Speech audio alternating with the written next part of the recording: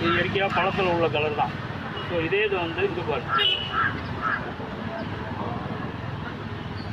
இது எவ்வளோ ரெட்டிஷாக இருக்குது பாருங்க. ஸோ இது வந்து இயற்கையான கலர் இன்ஜெக்ட் பண்ணியிருக்காங்க.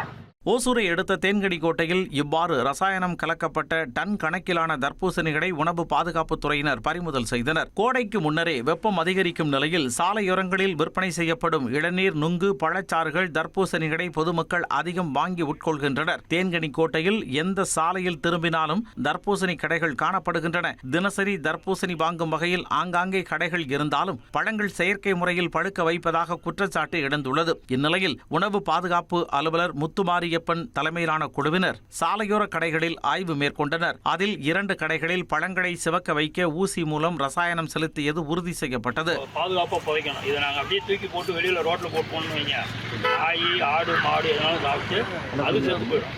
சரிங்களா? இது வந்து பாதுகாப்பான முறையில் நாங்கள் வந்து அதை டெஸ்ட் பண்ணணும். இவ்வாறு ரசாயனம் செலுத்தப்பட்ட 6 டன் தர்பூசணி பழங்கள் பறிமுதல் செய்து அளிக்கப்பட்டன.